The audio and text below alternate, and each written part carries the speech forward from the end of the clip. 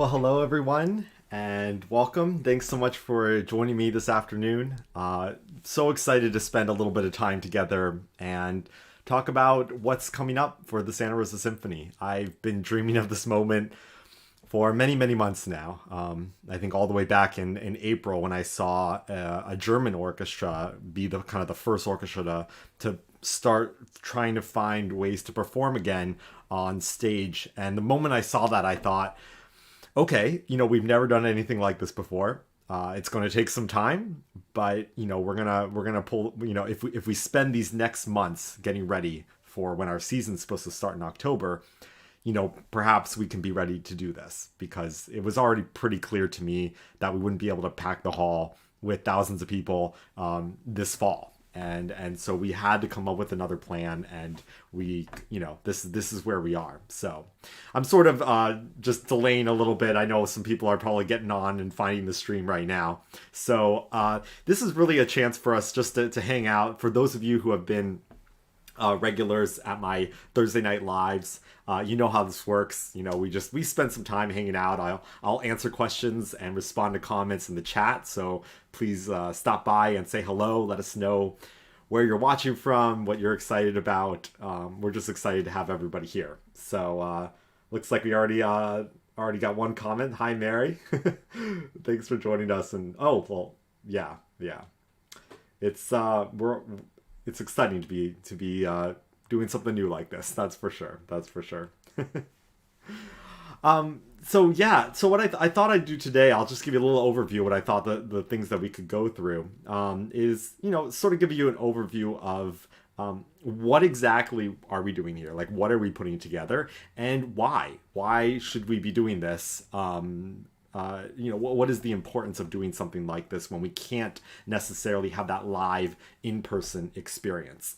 Then I want to go into a little bit about how we're going to pull this off, a little bit about how you can participate and how everything's going to work, and then we'll go into the program. So we'll talk a little bit about the music and all of that. And I think it should take around 30 minutes or so. And then the rest of the time, if people are around and have questions, we'll just hang out and have a little bit of a chat for the rest of the time. And otherwise, we're gonna get this going. I think we've got. I'm using kind of this is all sort of new for me. I should start off with that. But I've been doing it a fair amount this summer. So always good to check in on who's watching. And great. Looks like we got, quite a few viewers. Fantastic. Hi, Diane. Thanks for joining us from the Netherlands. Nice. All right. Okay, well, let's get started, and let's just dive into what is this even going to be? What are we going to be doing today? Oh, hold on one second. We have a comment from PG asks, "Is there going to be a concert today?" So the concert is not today. Today is just a preview. We're having it at the exact time, so you guys all know what this is going to feel like. Our normal Sunday matinees are at 3 p.m. and our first live event is going to be on October 11th, and we'll have one each month, just like we would normally have our classical series concerts. So, all right. So now let's go ahead into what exactly is this event sort of going to look like, and what we're putting together is really a fantastic musical experience. It is not less than any normal concert I would program, and of course I had a lot of time to spend thinking about how I would want these programs to work. I would say these are probably the most eclectic and fun programs I've ever put together, because in many ways, sort of. I'm sort of released from the kind of the system of how things have to work. We can't fly in soloists from out of state or out of the country, especially, and so we're kind of left to create these amazing concert experiences, and anything sort of goes. And that's what's been really fun, is to see we're gonna feel so good to be making music again on stage for my colleagues and I. And I know for all of you, a chance to connect again with your Santa Rosa Symphony is going to be so wonderful. And I want it to feel like a celebration. I don't want it to feel too heavy or too philosophical. I just want us to be able to enjoy great music. And I hope that's the experience that we can put together through this. And so the opportunity then is not only presenting lots of different kinds of works, very short works, for instance, a series of more like 5-minute works, so that we get a lot of different groups of musicians and get to hear a lot of different kinds of music. And between those, though, I want basically the idea is put the spotlight on our musicians 100%. And so you always get to hear from me. And of course, I will be interspersed throughout the concert, introducing various things. But I also want you to hear from our own musicians. And so you'll be hearing them introduce some of the works on the programs, talking about the things that we've put together, because that's what's really one of the really beautiful things about this whole program, is getting to put who we are kind of at the forefront. And I want you to hear from a lot of different voices, because of course, there are a lot of different viewpoints represented on stage. And so it'll be a really fun way to kind of not only tie the music together, but bring the whole experience kind of cohesively into one idea. There always will be one 10-minute break. We're not going to go with like the full 25-minute intermission, but there will be a little bit of a 10-minute break. There'll be some focuses on bringing in some of our musicians and some talks from me during that break time. But you'll know clearly when you can take a break if you want to take a break from the stream and then come back. So we really want it to feel like a concert unlike any other, but still a concert experience. And so why do it? And to be quite frank, there were times that it's been a struggle. I've certainly had to explain myself for many, many months now. And I think it's become less of a struggle lately because so many orchestras in the US now are jumping on board. I would say maybe a good 15 orchestras now are doing similar things to what we want to do. But back in May, when I was like, okay, let's get working on this. Let's find a director who's willing to work with us on this. Let's start thinking about how many musicians we can fit on stage in a safe way. Let's start talking with all the people on the health side of things. Let's talk with the county. Let's talk with the Green Music Center. Let's start getting everybody together, months ahead of when we know we would start, to make sure that everything is in place. And even with all of that, I swear to God, we are down to the wire on finishing up the last few things before we head into our kind of concert / recording session coming up this weekend. So a lot going on in that regard. So I guess in trying to explain this, there's kind of two parts to this, right? There's our core subscribers, supporters, patrons who have been enjoying this orchestra for years, maybe decades, and have really gotten to know this orchestra. And how unique and special that live concert experience is. And one of the concerns I heard is, how can this be special to someone that's seen the orchestra so many times and loves live music? Everything is online these days, so why do we want to have to like sit and watch yet another virtual event? But here's my hope, is that if you have come to know our orchestra so well and come to love our musicians so much, it's sort of like if you've been watching your kids grow up and then they're going to appear on like TV for the first time. It hopefully will feel a little bit like that if you've gotten to know us, because we've never had this opportunity before. And I really view it as an opportunity. It would be lovely if over the decades, over the almost 100 years that the Santa Rosa Symphony has been around, it would be lovely to have some video documentation of what we've done over the years, really specially beautifully filmed concerts of the Santa Rosa Symphony. But this is going to be the first time. This is going to be the first time that we are literally putting together a program and filming it in a way specifically to be enjoyed virtually. And so not only will this bring you in much closer to our orchestra from different angles and get to appreciate us in an entirely new way, but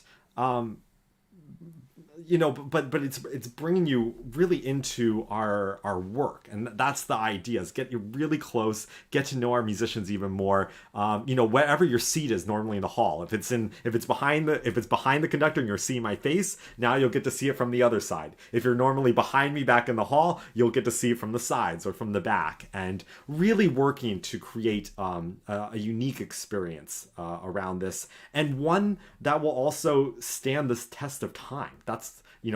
It's a small thing, but it's an important thing, is that this is going to represent us now forever. Like, it's going to represent this moment. If you want to hear what the Santa Rosa Symphony was doing in 1964, you can read about it, but there's no actual documentation of what we were doing then. And I think it's important. I mean, that's why we study history, is we believe it's important to be able to look back and learn from our history. And I think doing this, making the best of a really challenging situation, we are actually laying down something fundamentally, vitally important to who we are as an orchestra, not only for right now, but for future generations of music lovers. So that's kind of the aspect for those of you that have gotten to know our orchestra really well. Then, of course, there's the other aspect to it, which is access, right? This whole summer, so much of the talk amongst orchestras has been, we need to be able to reach more people. Our audiences need to be more diverse. Our programming needs to be more diverse. And then to me, at least, it's been rather interesting to see most orchestras, in fact, almost all the ones I've looked at, have all put paywalls on their live streams. So after all of that talk, once we started streaming things online, everybody went back to the ticket model, and like everybody has to pay a certain amount to view, even though we all acknowledge that when you go virtual, no one's making the ticket revenue remotely close to what you would normally make off of a ticket. And so it's sort of just a desperate, like, trying to bring in a little more money. And we had that conversation, and I honestly am so proud of what our organization decided, which is that for the virtual event that will happen exactly at 3:00 on that Sunday, we want that first stream to be free for anybody. And I think it's vitally important, after all of the trust and the goodwill that has brought us to this moment, that we can give that in kind to our community, to be able to get to see us. This stream, as much as as we want to connect with all of our wonderful audience members, we also want to reach people we've never had a chance to before. I mean, people know about the Santa Rosa Symphony, people know about the Green Music Center, but maybe they've never gotten to hear us in person. Maybe they've never been into the hall to hear us. And if they go online, they don't really have a way to experience it or even know what they'd be seeing if they came to the hall. So we have a chance to reach a whole different set of audiences and provide what we need right now. I mean, joy, comfort, hope, all the things that we all get from music, the reasons why musicians and I, why we make music. We make music because we want you all to feel that same sense of meaning that we get when we perform, and we want to give that to the most number of people possible. So it's an important but small detail that we really want to make sure everyone can have access to having a concert experience. So I was going to show just a little before we move on from this, just to give you sort of an idea of what we're looking at and what orchestras have been doing. As we talk about how will we do it, I just wanted to show you some photos, because there's a lot of orchestras now starting to do things. And I wanted to start with a photo of the very early days. This was the first concert of the first orchestra that I know of in Germany that began performing. It was in Dusseldorf, and my friend plays in that orchestra, which is why I heard about it right away. And here's a picture of what they looked like on their very first live streamed concert. So this gives you an idea of where they were starting. Now, this is back in like early May. At this time, they were limiting it to 15 musicians on stage at a time. You can see the distance that's being kept between everybody. But these were early days. They were very tentative about this first concert. But this was the moment. This was the shot when I saw this, and I thought, this is real. This represents what we're trying to do right now. And there's no reason why orchestras can't be doing this around the world. So this was my first inspiration. You can actually watch the whole concert online. If you go to the Dusseldorf Symphony on YouTube, they have lots and lots of live events they've now been doing. And of course, they're up to a good 50 musicians on stage now. It's really grown over the past months. Then coming here to the US, one of the things we'll be looking at are dividing the orchestra into groups of players.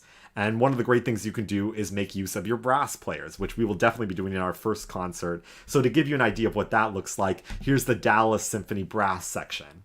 One of the things you'll notice if you look at orchestras around the country right now is there is no answer to what is the most safe way to perform on stage. Unfortunately, and I really think it's unfortunately, orchestras have been sort of left to figure it out on their own and work with their musicians, and everyone kind of come to an understanding of what is the safest way to start performing again. And that's changing on a week-to-week basis, honestly. But we've came up with our plans. Our musicians have been amazing in working on that with us. And the staff and county officials and the hall, everyone really had to come together and agree that we felt comfortable with our pages of health protocols. So here you have a Dallas. These were early days as well. You can see plexiglass shields between each brass member, but not in front because, of course, there's all of that room in front. So this is another version of it. And then most recently, the Seattle Symphony opened up their season.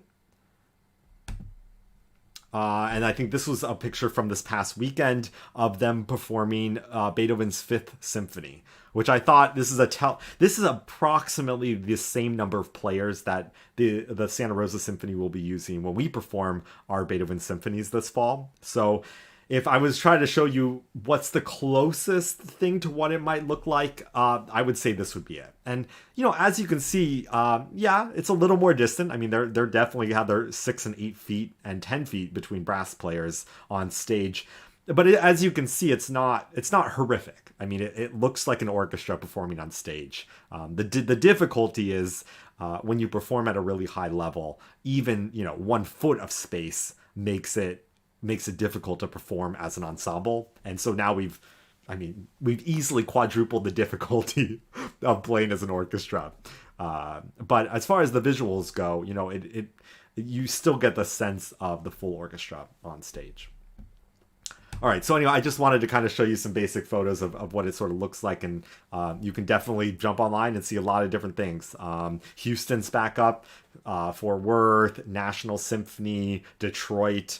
A lot of orchestras are starting up again. But if you notice, all the ones I'm mentioning, these are major, major full-time orchestras.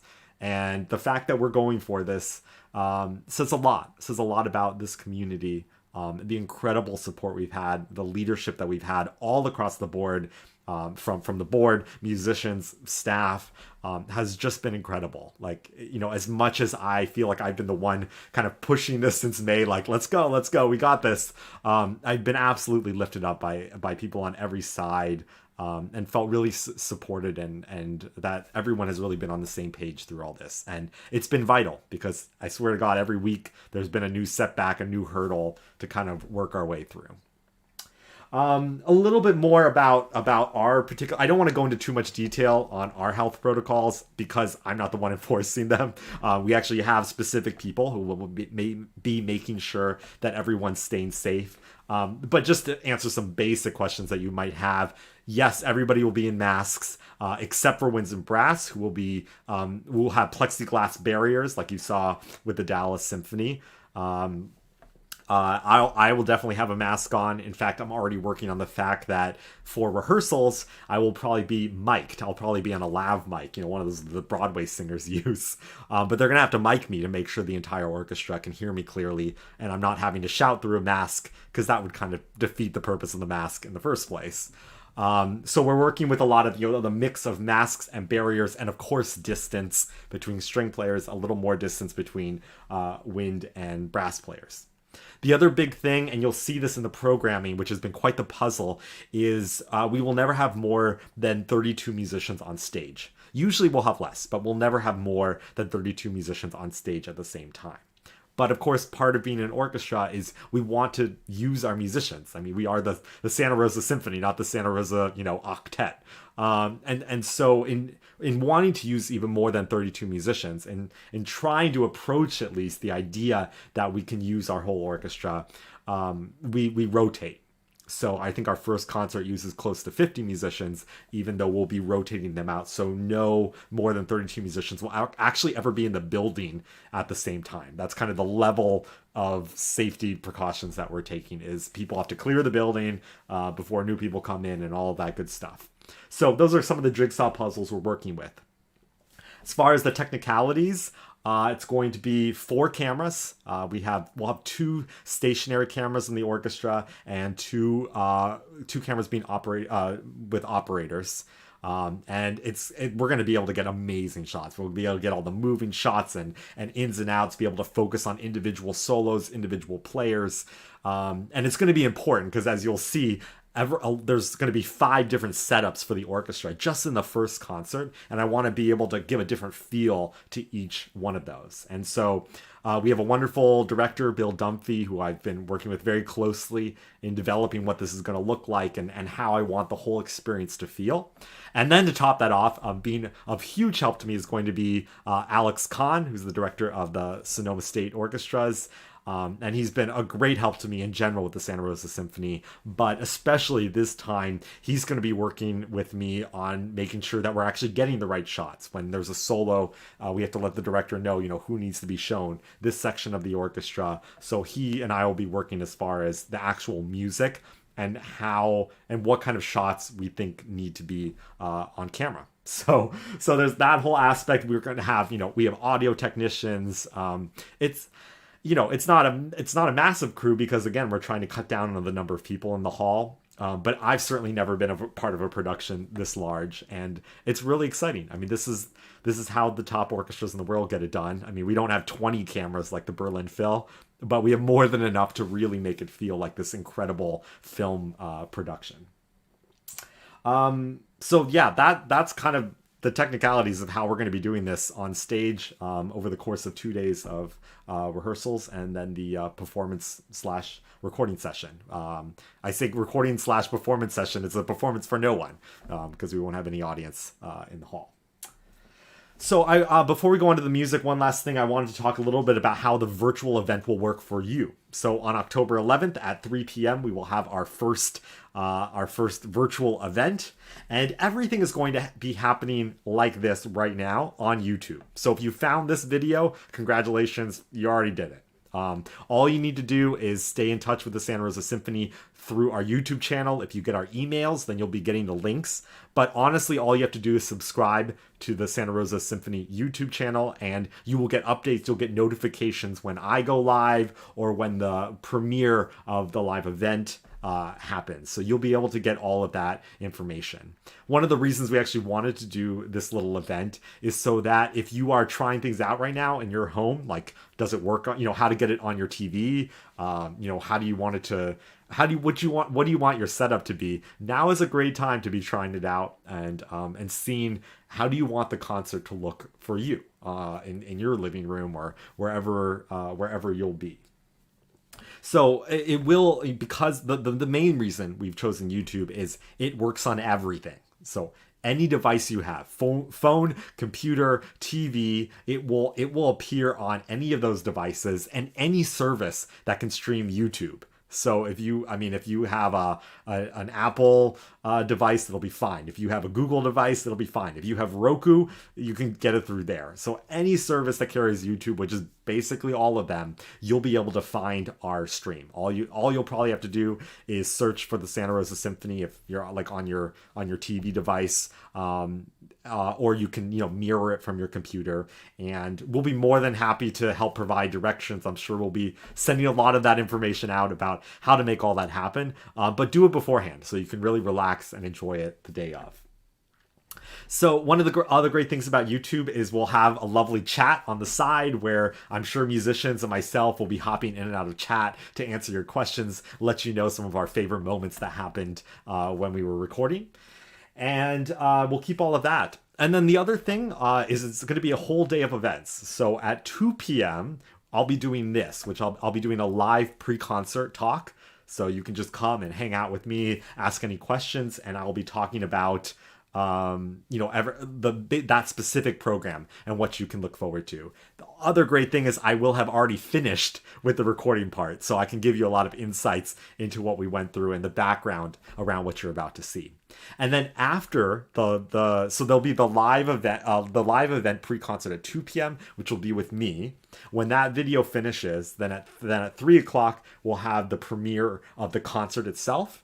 And then after that, if you still want to hang out with us, I'll start another live event after the performance is finished. And you can come and do a live Q&A with me. I'm going to bring on some musicians. And we can all just hang out a little bit and do a little Q&A with you all. So it's going to be a really fun whole afternoon of music, just like it normally is when we get to be at the Green Music Center. So before I go into the music, and that's all we're going to kind of finish up with today, is I'll just briefly go through the programs, the composers we're featuring, and kind of why I put these pieces together. But I figured I'd say hello to the chat and see how everyone's doing. It's great to see so many people hanging out today. Yeah, so hi Topher, great to see you here. Gary says, you're conducting live music are one of the things I miss most since COVID started. Thank you, Gary. We certainly miss making music. It's going to be unbelievable to get back on stage. And of course, I got my mother in chat. Hi, Mom. Hi, Laura. Laura's in Eugene. Great. And Diane says, I'm crossing my fingers that there will be no infections as SRS proceeds. Yeah, I'm not going to say I'm not anxious about it. What makes me feel better is we're not alone. There's so many orchestras around the world that are doing this again. And as of yet, knock on wood, everybody, knock on wood, there haven't been any incidents. Obviously, if there were anywhere in the country, I'm sure there'd have to be some sort of reckoning. But there's so many precautions in place. Honestly, we're to the point of going to it's kind of the same level going to the grocery store. So as confusing as it is and as annoying as it is that there isn't kind of one set protocol so that all the orchestras are doing the same thing. I've read probably at least a dozen pamphlets that different orchestras have put out with what their protocols are. And so ours is sort of a mix of what we felt most comfortable with from other orchestras. So indeed, keep your fingers crossed for us. Karen asks, can we buy masks that say Santa Rosa Symphony? I wish. I think our staff has their hands absolutely full right now. Like, we do not have the bandwidth to do anything extra, but I would love for that at some point. I think it's a wonderful idea. I kind of want to just have a mask and just like put SRS on it at least, have some kind of branding. But it's a great idea. We really should. Diane asks, how have symphony organizations been exchanging information about how to proceed? Is there a specific online platform and overarching organization as a clearinghouse? Right, so how have we been exchanging information? That part has been great. I mean, you email any orchestra and they will immediately email you their handbook that they've developed with their county officials, with their concert hall. And so those have been able to get around really fast. I know there was a day where it was like I saw 3 orchestras announced, and within a day we had handbooks from those 3 orchestras on what they were doing. So exchange of information has been fantastic. The problem is there's no specific online platform. There's no overarching organization, and so there's no consistency. And it's really unfortunate. It really is. I don't even know what to say, because I think a lot more orchestras would be doing what we're doing right now. I think a lot of orchestras would be saving their seasons, would be able to employ their musicians if there had been a unified way to get back. If there had been one unified conversation that was had on the national level between orchestras and musicians, that would have been great. At the same time, I fully understand that at this point, every state has slightly different mandates, and then every county, and then every city. So maybe it wouldn't have worked anyways, and maybe this is the best option, that every orchestra deals with it in their locale, and then we share information. So not saying this is the worst idea. It has been stressful, though, to say the least. Fred would totally buy an SRS mask. Awesome. Hi, Kimberly. Thanks for joining us. And Marie, and Jenny and Elizabeth says, I thought the first symphony was October 18th.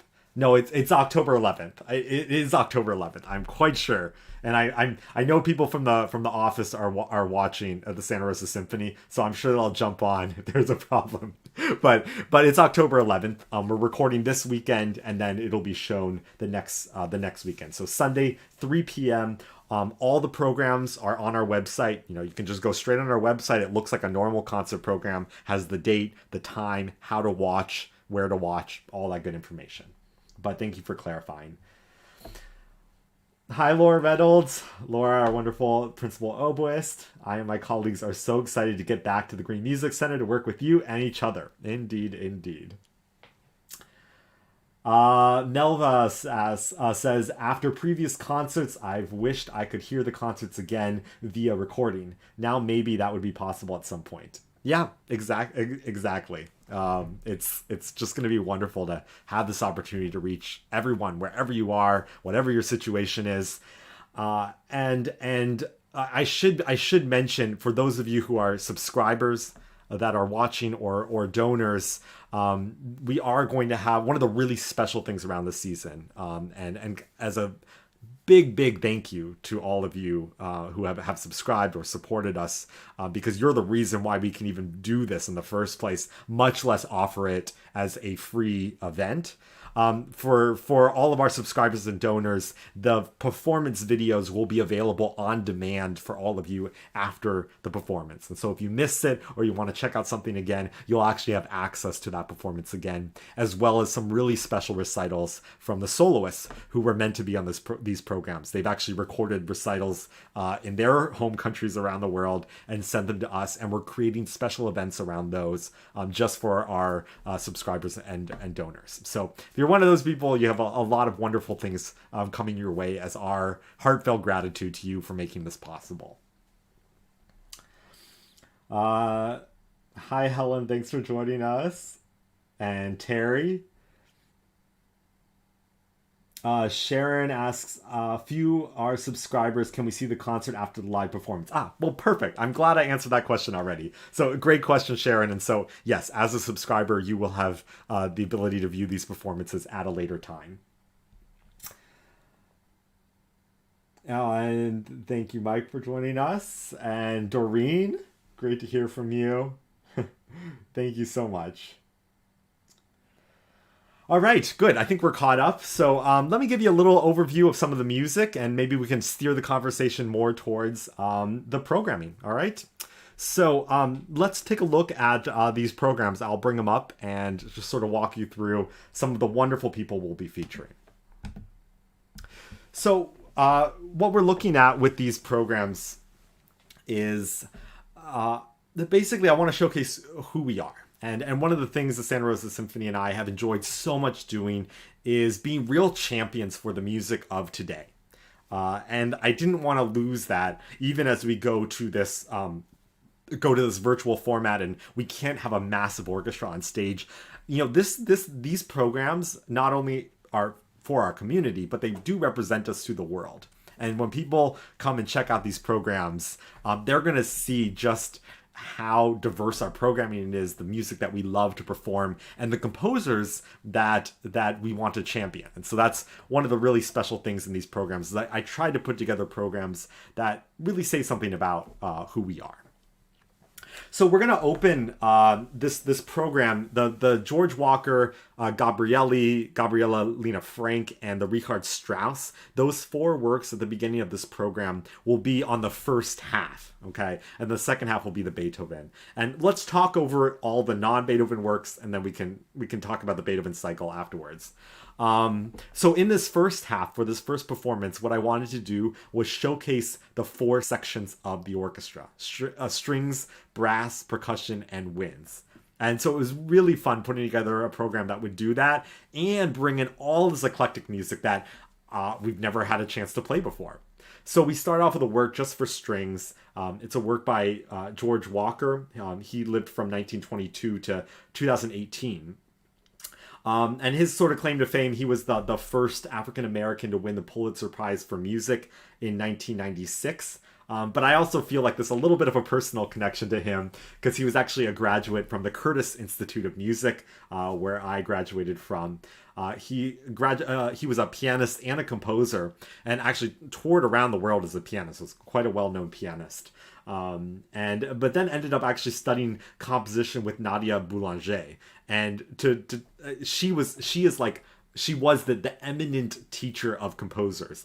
Like Gershwin, for instance, begged to work with her, but she eventually thought that she couldn't work with Gershwin because his style was already so well developed. But at any rate, Nadia Boulanger was the great master teacher of all time, and he actually went to study with her in France. And one of the other fun tidbits I found out is that he was a professor of music at the University of Colorado Boulder, which is where I grew up. So some wonderful connections with him through all those various ways. But he really is one of our most important American composers. And this is probably his most popular work, Lyric for Strings. And I thought it was important, given everything that we've been through and the silence that has been in the Green Music Center. I wanted to open with a piece that would acknowledge what it means to come back and what we've been through. And so this is a very just incredibly beautiful, sentimental, nostalgic work for strings. And then we'll continue with a piece by Antonio Gabrielli. This is a 17th century composer who wrote pieces that actually didn't have specified instruments. He wrote pieces for chorales, for groups of instruments. And so they're typically played by brass instruments. And so our principal trombonist, Bruce Crisp, has arranged 2 of these canzoni for our brass section. And one of the amazing things about Gabrielli is he has 3, in this piece, he has 3 different chorales of 4 players each. So there'll be 12 brass players in 3 groups around the stage. So not even on stage. We're going to have them in the balcony. And so it's going to look incredible. And you'll see these 3 groups of players. And the thing about Gabrielli is he was writing for the big cathedrals back then. And the idea was these groups of players there would be this antiphonal quality where they would play to each other, and then the music would kind of rebound around the cathedral. So it's incredible music, of some of my favorite music. Bruce has done a great job of arranging these. He knows this music just so incredibly well. And this will be a really fun way to give you a different view of our orchestra, but also show off the Green Music Center, because we'll zoom way back so you can really see our brass players stationed around the hall. And then we'll continue with a piece by Gabriella Lena Frank, Scaramuzza. This is a piece that's going to show off our percussion section. So it's a work for 4 percussionists, harp, piano, and strings. I've really fallen in love with Gabriella Lena Frank's music. She was born in 1972. She's one of the most prolific composers right now, commissioned by all the great orchestras, and she really draws on her own multicultural background, especially her Latin American heritage and a lot of music inspired by Peruvian folk music. But her music, she scores it for Western orchestras, and I think the energy that she brings and her background, it fuses so well with the orchestra. It really is amazing. So this piece, Escaramuzza, is this just wild Peruvian dance that she created, and so the percussion is just going to town. I mean, it's such a showpiece for the percussion, and they just kind of drag everybody along with them. But it'll be really fun to see the Green Music Center stage filled with all these percussion instruments, and it's a really, really exciting piece. And then we'll continue with Richard Strauss's Serenade for 13 Wind Instruments. This is an early work by Richard Strauss, kind of representing kind of the core Romantic era in music, late 1800s. And this piece is to showcase our wind instruments. It really is one of my favorite pieces whenever I have a group of wind players. So beautiful, so lyrical, really shows off each one of the woodwind instruments, but also collectively their timbre is just gorgeous. So, like I said, we'll come back to the Beethoven, but that's our October 11th program. So on November 15th, we'll have our second program, or another Sunday afternoon. And you'll see we start off with another work by Gabrielli Frank. I wanted to get this program off to a fun start. And I also wanted to start this program with three dances. Three dances by American composers, but of wildly diverse backgrounds. So Gabrielli Frank with her, again, in a Peruvian-inspired dance, Coquetios. And then we have Chinese-American composer Chen Yi with her romance and dance for two violins and string orchestra. And then Scott Joplin, the king of ragtime, with two of his most famous rags, The Entertainer and the Maple Leaf Rag. So each one of these pieces is pretty short, but you're going to go on a whirlwind journey through these three completely different types of dances, but all of them equally fun and beautifully colorful. And then we'll finish the first half featuring our principal cellist Adele Akiko Kearns playing a Max Bruch's Canzone for cello and orchestra. Beautiful lyrical work, and I've always enjoyed working with Adele in the orchestra, and we wanted to give a chance to feature her in this program. As you'll see, I do want to get our musicians front and center, and even as soloists, since we can't bring in our own soloists. And so Jay is our associate concertmaster, Michelle is our assistant principal second violin, and so we're going to have the two of them to play the Chen Yi. And you'll see some more musicians that we're going to feature in the December program as well. So this will be a fun program. Lots of dance music to start it off. A little more introspective work of Bruch before we head into some more Beethoven. And then for our December program, we're going to open with a work by Jessie Montgomery. Hopefully those of you who came and saw us last season got to hear her Records of a Vanishing City. I've really fallen in love with her music. It is so unique and beautiful and representative of our times. She just has found such a beautiful voice, and ever since I heard her first piece, I knew I wanted to work with her. And so we're going to do another piece by her this season to open up this program called Source Code. And Records of a Vanishing City was inspired by her growing up and all the sounds that she was hearing on the Lower East Side, New York. And Source Code draws on the civil rights era and about the musical figures of that time. And so there's a lot of jazz and gospel, and she weaves it all in a way that you don't automatically sit there and say, "Oh, I'm hearing jazz" or "I'm hearing gospel music." It's simply kind of like a starting point for her, and it's kind of it's impossible for me to really describe in words what she does with it. But it's a really fun, delightful piece. It's just very, very unique because of her inspirations and what she brings into her music. And so that's how we're going to open up this program.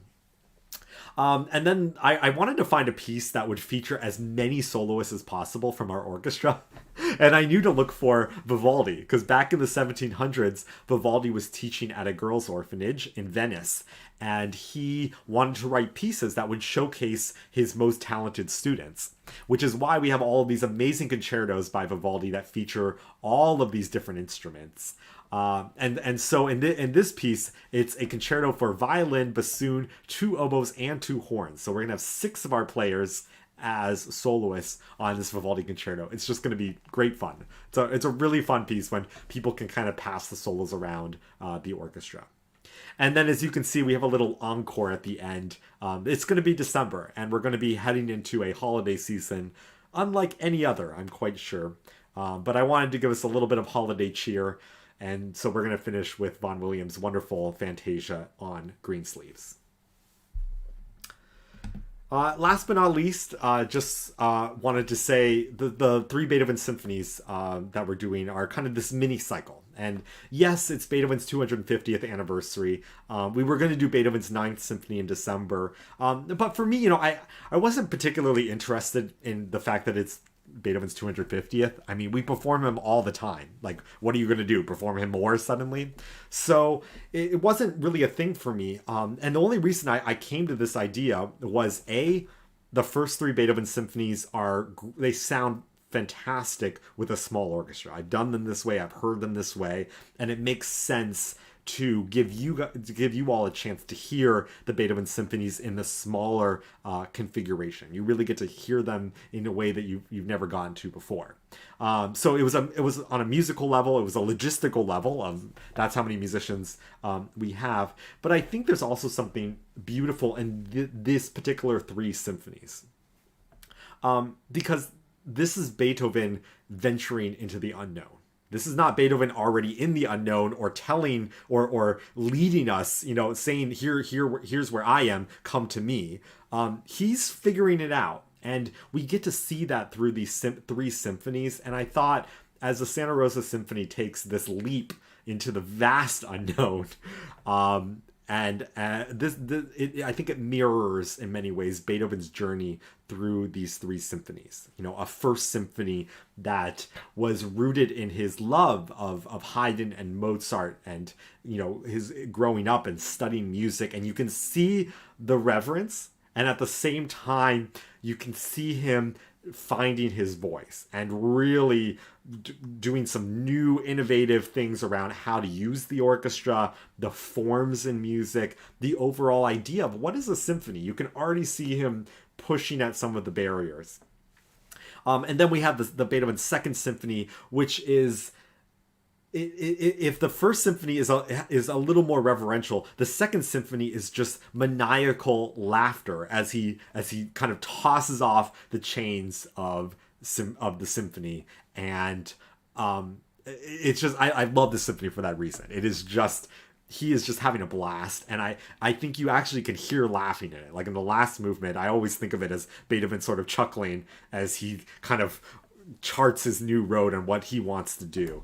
So I love the symphony for this. So cheerful, so delightful, but at the same time kind of maniacally just throwing away and being like, all right, I'm gonna write my own symphony now. And then the third symphony, which is, that's where Beethoven transcends. He transcends the genre. It's a piece that, it's one of my favorites, and probably among conductors, it's got to be one of the top for any conductor, because you never stop discovering new things in this symphony. It is just unreal.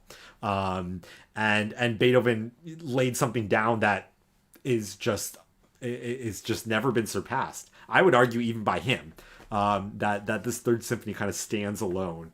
And I really can't wait to kind of approach it, and my hope is that in looking at the first symphony and the second symphony, there'll be a greater appreciation of this third symphony as we go through this cycle, and as we see Beethoven from student to master. I think there's something really special in that journey, musically, metaphorically, it's all there. So really looking forward to taking that journey with you all and presenting Beethoven symphonies in this very lean, edgy way.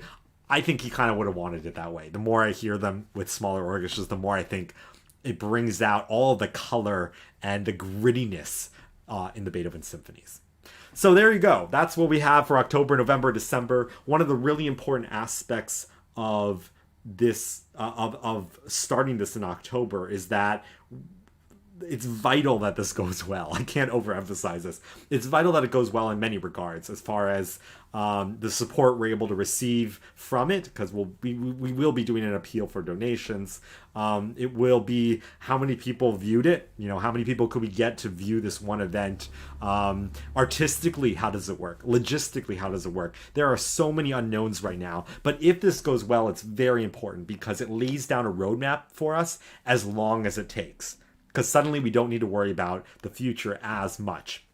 Because let's say at some point we can have 50 people in the hall, audience members. Well, we can still make sure we're reaching everybody else. And then if we can have 100 people, and then we can have 500 people, we can very safely scale with the times, with the current reality, without having to feel under the pressure that the only way we can perform again is once we can pack the hall.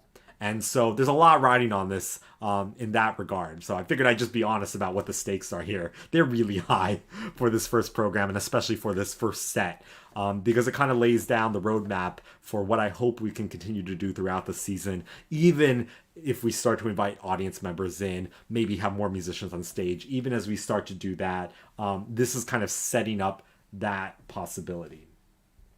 And so I just wanted to finish before we get to some of your questions and comments. I wanted to finish by just saying, if you're wondering what you can do to help us out, it's actually there's two things that really came to me right away. Outside of the donations and all the financial support we need, there's really just two simple things. The first is, please help us spread the word. Right? It's just word of mouth. It's a free event. It's limitless. The number of people we could reach is limitless. And so, if you're excited about these programs, and an email from the Santa Rosa Symphony, not everyone is going to look at those, but an email from you to friends or family, inviting them to participate in this, that would mean a lot. So if you're excited and you feel like there are people who would also enjoy this, please spread the word and let's build some grassroots support around what we're trying to do. And the second thing is, I hope you can make it special for you. I know it's not live and coming to the concert, but think about what the things that you can do. I know for Chloe and I, for the Santa Rosa Symphony Gala, we cooked up this like amazing dinner and had this fancy meal and, put out the TV and just kind of turned it into a beautiful event for ourselves. We were even thinking, if you put your TV outside, maybe you can have some neighbors over. Maybe it's family time, maybe it's date afternoon. Whatever it is, the more you can make it special for yourself, I think it won't make it just like another online event, because I understand completely. I get invitations every day. I'm on Zoom meetings constantly every day. I totally understand the fatigue.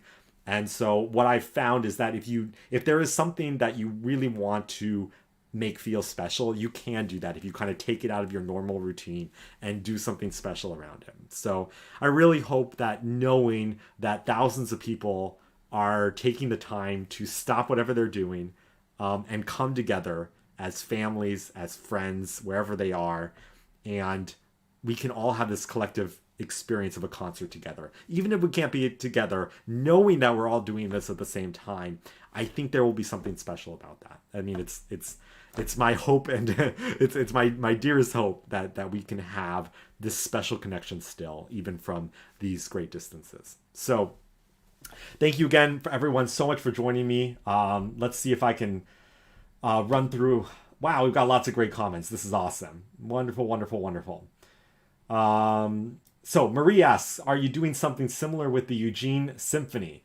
Yes, absolutely, 100%. Like I said, every city, every state, every county has different guidelines. So we're navigating the ones in Eugene right now. I suspect we'll be announcing something in a week or two. But it won't look exactly like Santa Rosa's, but the ideas behind it are the same, and I want to do completely different programs. So in a perfect world, all the people in Santa Rosa can have 2 concerts, and all the people in Eugene get 2 concerts, because I'm going to mix it up, and we're going to do different programs in both places. So you get I don't know, 2 programs for 1 conductor. All right. Glenda asks, I'm a donor, was a subscriber to the open rehearsals. Thanks for your comment, Glenda. I'm sure Santa Rosa Symphony. Okay, Santa Rosa Symphony answered your question. Awesome, Glenda. All right, and Patricia, thanks for joining, and Brenda as well. Looking forward to source code. Yes, indeed. Janet says, I appreciate bringing innovative music to us and also exploring African influence all through music such as Joplin and Montgomery. Thank you for your exciting wide spectrum of interest. Thanks, Janet. It's really been fun to kind of open it up a little bit more. And I got to be honest, one of the reasons is I get to program more than 3 pieces on a program. And it's something I need to think about in the future. It's one of the most difficult things when it comes to programming is we have, only in the past 20 years, we've somehow trained our audiences to expect overture, concerto, symphony. So 3 pieces on a program at most. And somehow lighter pieces or shorter pieces are as if you're not getting your money's worth. Somehow it wasn't as much effort. And I can tell you, playing a lot of smaller pieces is way more tiring than playing one long piece. So, one of the things for this program, these programs are great because I was like, you know what? Outside of the Beethoven Symphonies, I want everything to be shorter. So I can program a lot more pieces, which is fantastic. And so it's something I want to think about going forward because, back in the 50s, 60s, 70s, if you look at those concert programs, one half would have like a big long work, and the other half would have a lot of smaller fun works. And so I think there's something there. And even if it's not every concert, I would love to maybe do that once or twice a season and start opening up the concert experience a little bit. So I don't know. Maybe there's something there. Topher says these are terrific, exciting programs. Thanks, Topher. Thanks for joining us, Tom. And Karen, thanks for joining us as well. Diane says, Chromecasting a concert onto our TV for the bigger screen experience has been wonderful with the Concertgebouw. That's great, Diane. Yeah, it really makes a difference. I honestly had never really done it until the Symphony Gala, and I was like, oh, I should hook it up to the TV, and suddenly it was like a much different experience. It sounds better, it looks better, so very much encourage people to take the time to get it onto your TV screens. Wes says, hi Wes, thanks for joining us. We miss live music. I hope that these sessions will help fill that void. Because of the visual close-ups, we expect that our perspective of musical performance will change.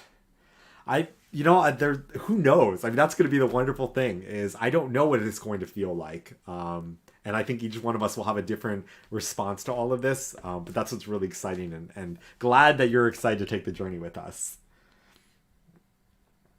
Bruce asks, what format is it recorded in? Oh, audio format.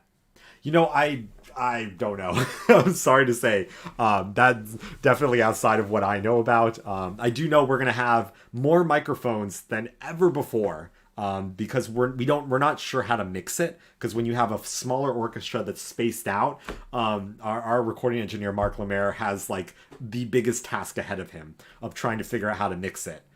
So we'll be working a lot to figure out how that goes. What format he puts in the end, I don't know. But obviously it'll be, these are going to be the highest quality video and audio we can put together. That's why we have a professional video crew and all of our professional audio technicians. So fantastic. Well, listen, everybody, that got through all of our comments that we currently have. Santa Rosa Symphony says website has information on watching the concerts on your TV. Yeah, and very important, we would love to hear from you. If you have questions or concerns, please let us know now before we're covered in all these things. But we want to make this work for everybody. We realize that it's the great unknown for all of us. And if we can be of support as you're trying to figure out how to make it all work, please don't hesitate to ask us. I know it can be frustrating at times. I've certainly become a lot more tech savvy over the summer. So I think with that, I think we're going to go ahead and close this off. It's really great to see so many people watching today. Loved all your comments. Thank you for taking this journey with us. And like I said, I just can't wait to see you from the stage. So be sure, basically keep your fingers crossed for us next weekend. Keep us in your thoughts. Keep all the good vibes coming while we're rehearsing and recording and doing all of this for the very first time. And then hopefully it'll all go well. and then we'll all get ready for October 11th, Sunday afternoon, 3:00. It's going to be a really special time. And we're going to keep the music alive. I mean, that's our mission. That's our role. And like I said, we've been spending months getting ready for this. And I'm so appreciative of everybody, our musicians, our board, our staff, our donors, our patrons, all of you. Everyone has been incredible about kind of sticking with it and believing that there is a right way forward, that there is a way to continue to bring music to people. And that wouldn't be possible without every single person kind of going beyond what they normally would do or their normal relationship to the symphony. So thank you all so much. Just great to have you all here. Stay safe, stay well, and we'll look forward to seeing you all soon. Take care, everyone.